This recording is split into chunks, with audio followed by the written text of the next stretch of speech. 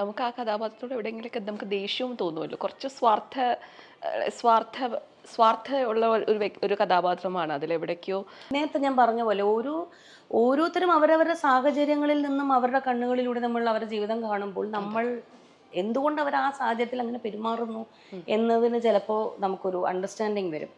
ഈ സ്ത്രീ അങ്ങനെയാണ്, അവരൊരു കോർപ്പറേറ്റ് വുമൺ ആണ്, അവരുടെ കോർപ്പറേറ്റ് ലൈഫാണ് അവർ ജീവിക്കുന്നത്, അവരുടെ ലൈഫ് സ്റ്റോറീസ് ഭയങ്കര ഡിഫറെൻ്റ് ആണ്, അവരുടെ ലൈഫ് ട്രാവലും ഭയങ്കര ഡിഫറെൻ്റ് ആണ്. പക്ഷെ അത് ആ അവർ ആ കഥാപാത്രത്തിൽ ആക്ച്വലി കലാപാനിയുടെ ഇനിയിപ്പോൾ സീസൺ 2 അടുത്ത വർഷം നമ്മൾ ഷൂട്ടിംഗ് തുടങ്ങുന്നുണ്ട്. പക്ഷേ സീസൺ 1 അവസാനത്ത് നമുക്ക് കാണാം എവിടേക്കെയോ എന്തുകൊണ്ട് അവരങ്ങനെ ആയി തീർന്നു എന്നുള്ളതിൻ്റെ കുറച്ചൊരു ഗ്ലിംസ് തന്നു പോകുന്നുണ്ട്. പക്ഷെ അതൊരു പ്രോപ്പർ കണ്ടീഷൻഡ് നെറേറ്റീവ് അല്ല. അതാണ് എനിക്ക് ഏറ്റവും ഇഷ്ടപ്പെട്ട ഒരു കാര്യം. കാരണം നമുക്ക് എല്ലാത്തിനും ഒരു കണ്ടീഷൻ നെറേറ്റീവ് ഉണ്ടെങ്കിൽ നമുക്ക് ഭയങ്കര കംഫേർട്ടാണ്. എനിക്കറിയായിരുന്നു ഇതായിരുന്നു അതിൻ്റെ കഥ എന്നുള്ളത്. പക്ഷെ അത് കിട്ടാത്ത സംഭവത്തിലുള്ള നമുക്ക് അറിയാത്തതെല്ലാം നമുക്ക് ഭയങ്കര ഇൻക്വിസിറ്റീവ് ആണ് അല്ലേ. എന്തുകൊണ്ടായിരുന്നു അവരങ്ങനെ, അവരെനിക്ക് ഇഷ്ടമല്ല, കാരണം അവരെക്കുറിച്ച് കൂടുതൽ നമുക്ക് അറിയില്ല. പക്ഷെ എനിക്ക് ആ ഒരു നെറേറ്റീവാണ് സ്വസ്തി ഷാ എന്ന് പറയുന്ന ക്യാരക്ടറെ കുറിച്ച് എനിക്ക് ഇഷ്ടപ്പെട്ട കാര്യവും. അവർ വളരെ മിസ്റ്റീരിയസ് വുമൺ ആണ്. That is about it. അത് നമ്മൾ മനസ്സിലാക്കിക്കൊള്ളാം. അല്ലാതെ എന്തുകൊണ്ട് അവരങ്ങനെ എന്നുള്ളത്, അവരുടെ ബാക്ക് സ്റ്റോറി ഇങ്ങനെയായിരിക്കാം എന്നൊക്കെ നമുക്ക് എക്സ്പ്ലനേഷൻ എല്ലാ നെറേറ്റീവ്സും തരണം എന്നില്ല. So that was very interesting. ഇപ്പം ശരിക്കും സ്ക്രിപ്റ്റ് കേൾക്കുമ്പോൾ അല്ലെങ്കിൽ തിരഞ്ഞെടുക്കുമ്പോൾ ശരിക്കും എന്താണ് സ്ക്രിപ്റ്റിൽ നോക്കുന്നത്? ഇപ്പം എല്ലാവരും പറയും എനിക്ക് പെർഫോം ചെയ്യാനുണ്ടാവണം അല്ലെങ്കിൽ അതൊക്കെയാണ് പറയുക. പക്ഷേ ഒരു പൂർണിമേൻ്റെ ഒരു വേ ഓഫ് സ്ക്രിപ്റ്റ് സെലക്ഷൻ എങ്ങനെയാണ്? ഞാൻ എപ്പോഴും പറയാം, കഥാപാത്രത്തിന് സിനിമയിൽ എന്തെങ്കിലും കൊടുക്കാനുണ്ടാവണം. കഥാപാത്രം ആ സിനിമയിൽ ഇൻസിഡൻറ്റലോ കോയിൻസിഡൻറ്റലോ വേണമെങ്കിലാവാം അല്ലേ. പക്ഷെ ഒരു കോയിൻസിഡൻറ്റൽ ക്യാരക്ടർ ആകുമ്പോൾ കഥാപാത്രത്തിന് ആ സിനിമയിൽ കോൺട്രിബ്യൂട്ട് ചെയ്യാനൊന്നും ഉണ്ടാവില്ല.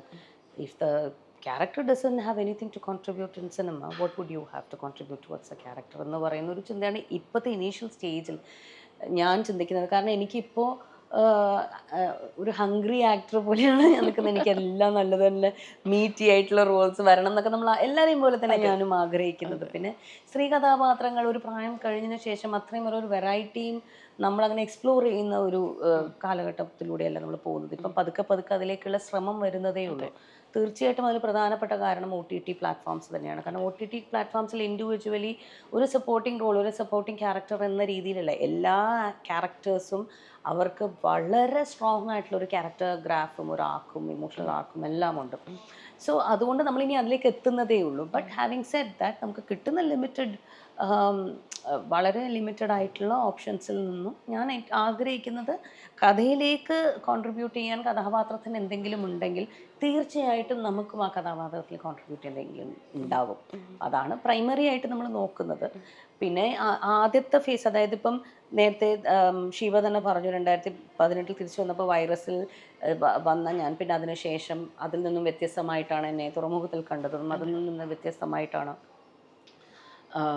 ഒരു ഘട്ടിൽ ഒരു മുറിയിൽ കാണുന്നത്. അത് തന്നെ ആ ഒരു ഫ്യൂ പോയിന്റ്സ് വരെ ഭയങ്കര ഇൻട്രസ്റ്റിംഗ് ആണ്. പക്ഷെ മനസ്സിലാക്കണം, അത് 2018 നിന്നും പിന്നെ 2024 വരെ ആ ടൈമിലാണ് ഈ 3 വന്നിരിക്കണേന്ന് കൂടെ ആലോചിക്കണം. അപ്പോൾ സമയം എടുക്കുന്നുണ്ട്, അത്രയും സമയം എടുക്കുന്നുണ്ട്. അപ്പം അതുപോലെ അധികം സമയം എടുക്കാത്ത കൈ നിറയെ കഥാപാത്രങ്ങൾ എനിക്ക് മാത്രമല്ല സിനിമയിൽ ഇപ്പോഴുള്ള എല്ലാ സ്ത്രീകൾക്കും, എൻ്റെ പ്രായത്തിലുള്ള സമപ്രായത്തിലുള്ള സ്ത്രീകൾക്കും അവരുടെ കഥകൾ പറഞ്ഞു പോകുന്ന രീതിയിലുള്ള കഥകൾ ഇവിടെ ഉണ്ടാവണം എന്ന് തന്നെയാണ് ഞാനും പ്രേക്ഷക എന്ന രീതിയിലും ഇൻഡസ്ട്രിയിൽ വർക്ക് ചെയ്യുന്ന ഒരാൾ എന്ന രീതിയിലും ആഗ്രഹിക്കുന്നത്.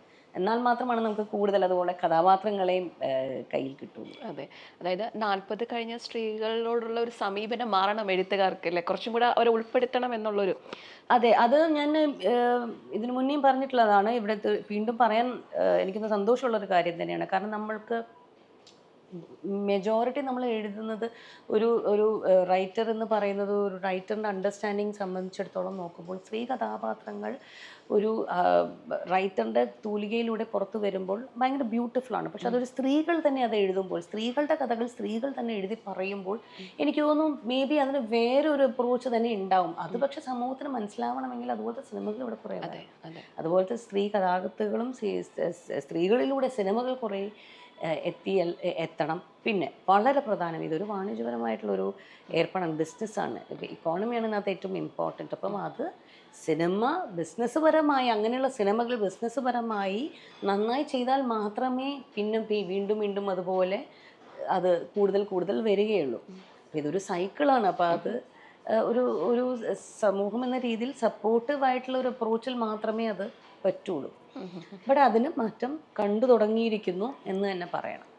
അപ്പം അത് സന്തോഷമുള്ള കാര്യമാണ്. അപ്പം അങ്ങനെയുള്ള കഥാപാത്രങ്ങളൊക്കെ സ്ത്രീകൾ തന്നെ എഴുതുമ്പോൾ കാണാൻ ഭയങ്കര രസമാണ്. ഞാനിപ്പോൾ വർക്ക് ചെയ്യുന്ന ഒരു പ്രോജക്റ്റിൽ ഔട്ട് ആൻഡ് ഔട്ട് എല്ലാവരും വളരെ സ്ട്രോങ് ആയിട്ടുള്ള സ്ത്രീ കഥാപാത്രങ്ങളാണ്. പക്ഷെ അത് എഴുതുന്നത് ഒരു പുരുഷനാണ്. അതുകൊണ്ട് അദ്ദേഹം എപ്പോഴും എങ്ങനെ ഓരോ ഇമോഷണൽ ജേർണി ചെയ്യുന്ന സമയത്ത് നമ്മുടെ കൂടെ ഇരുന്ന് സംസാരിച്ച് വളരെ റിസപ്റ്റീവായിട്ടാണ് ഓരോ കാര്യങ്ങളും അദ്ദേഹം എഴുതിയെടുത്ത് നോട്ട്സായിട്ട് എടുത്ത് പിന്നെ അത് സീനായി പുറത്ത് വരുമ്പോൾ എവിടേക്കോ നമ്മൾക്ക് തന്നെ തോന്നും അയ്യോ ഇത് ഞാനല്ലേ. കാരണം നമ്മൾ സ്ത്രീകൾക്ക് പലപ്പോഴും സ്ക്രീനിലൊന്നും കാണാതെ നമ്മുടെ മാത്രമായിട്ടുള്ള ഒരു സമൂഹം എന്ന രീതിയിൽ, സ്ത്രീ സമൂഹം എന്ന രീതിയിൽ നമുക്കറിയാം നമ്മൾ യുനോ അനുഭവിക്കുന്ന അല്ലെങ്കിൽ നമ്മൾ മാത്രം എക്സ്പീരിയൻസ് ചെയ്യുന്ന കുറേ സംഭവങ്ങളുണ്ട്. അത് നമുക്ക് കാണുമ്പോൾ അപ്പം ക്ലിക്ക് ചെയ്യും. അത് ഒരു ഡീറ്റെയിലിംഗ് പ്രോസസ്സ്, ഒരു ഹോംവർക്ക് നടത്തിയാൽ മാത്രമാണ് ആ ഒരു വികാരം അല്ലെങ്കിൽ ആ ഒരു മൂമെന്റ് അല്ലെങ്കിൽ ആ ഒരു സർക്കംസ്റ്റൻസ് അവിടെ എഴുത്തുകാരന് കൊണ്ടുവരാൻ പറ്റുള്ളൂ എന്നുള്ളത് സ്ത്രീകൾക്കറിയാം. അതെ അതെ, മനസ്സിലായില്ലേ? അതുപോലെ മൂമെന്റ്സ് ഇനി വരണം. അതുപോലെ മൂമെന്റ്സ് വേണമെങ്കിൽ അത്രമാത്രം അടുത്ത് ഇടപഴകി ആ ഒരു ആ ഒരു ഇൻഡൾജൻലി ആ ഇത് വരുള്ളൂ.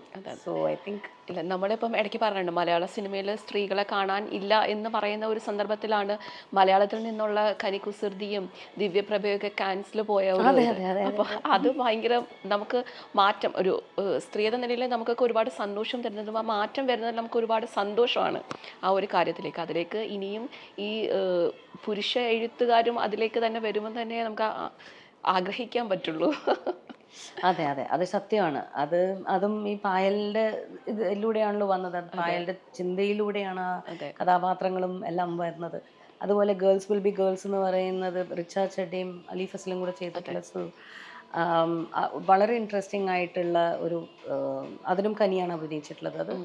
അതാ ഞാൻ പറഞ്ഞത്, ആ ഇൻട്രസ്റ്റിംഗ് ആയിട്ടുള്ള സ്ത്രീ കഥകൾ വരണമെങ്കിൽ സ്ത്രീകളിലൂടെ വരുമ്പോൾ സന്തോഷമാണെന്നല്ല, അത് അക്സെപ്റ്റഡും കൂടി ആവുമ്പോഴാണ് നമുക്ക് കൂടുതൽ സന്തോഷമാവുന്നത്. ആങ്കറിൽ വ്യത്യാസം ഉണ്ടാവും, പറയുന്ന ആങ്കറിൽ ഒരുപാട് വളരെ വ്യത്യാസം ഉണ്ടാവും. അത് പെർസ്പെക്റ്റീവ്സ് തന്നെ വേറെ വേറെ അല്ലേ. അതെ, അപ്പൊ അത് തീർച്ചയായിട്ടും അത് നമ്മുടെ കുട്ടികൾ കണ്ട് വളരേണ്ടത് അതെല്ലാമാണ്. എപ്പോഴും ഒരേ നെറേറ്റീവ് തന്നെ കണ്ട് വളരാൻ, അതുവരെ സിനിമ എന്ന് പറയുന്നത് ഒരു വൈഡ് ക്യാൻവസ് ആണ്. ഏറ്റവും ഇൻഫോർമേറ്റീവ് ആയിട്ടുള്ള, ഏറ്റവും കൂടുതൽ നോളജ് കൊടുക്കുന്ന ഒരു കാലഘട്ടം എന്താണ് നമ്മൾ മനസ്സിലാക്കുന്ന ആ സിനിമകളിലൂടെയാണ്. അപ്പം ഐ തിങ്ക് ഇന്നത്തെ കാലഘട്ടത്തിൽ അത് വന്നു കഴിഞ്ഞാൽ ഇന്ന് വളർന്നു വരുന്ന കുട്ടികൾക്ക് അത് വളരെ പ്രോമിസിങ് ആയിരിക്കും to understand women of today. Yes, അതെ. നല്ല മനോഹരമായ പാട്ടുകളാണ് ഒരു കട്ടിൽ ഒരു മുറിയിലുള്ളത്. അപ്പം എങ്ങനെയാണ് ഈ പാട്ടുകളൊക്കെ ഇപ്പം അത്യാവശ്യം നല്ല റീച്ച് എല്ലാം വന്നിട്ടുണ്ട്. മ്യൂസിക് ഈ സിനിമയിൽ എത്രത്തോളം കോൺട്രിബ്യൂഷൻ കൊടുത്തിട്ടുണ്ട്? ഷാനവാസിന് ഭയങ്കര താല്പര്യമാണ് സംഗീതത്തോടുകൂടി. എനിക്കത് കഥ പറയാൻ വന്നപ്പോൾ തന്നെ ആദ്യം പാട്ടായിട്ട് ആദ്യം വന്നത്. കഥ വായിക്കുന്നതിന് മുന്നേ ആദ്യം പാട്ട് കേൾപ്പിച്ചു. ഇതിൻ്റെ അടുത്ത് പറഞ്ഞു അക്കമ്മയുടെ പാട്ടാണ് പറഞ്ഞപ്പോൾ അത് എഗെയിൻ നേരത്തെ പറഞ്ഞത് പോലെ തന്നെ ആ സിനിമ സംവിധായകനോ സംഗീതത്തിനുള്ള താല്പര്യമാണ് നമ്മളെപ്പോഴും സിനിമകളിലൂടെ നമ്മൾ കാണുന്നത്.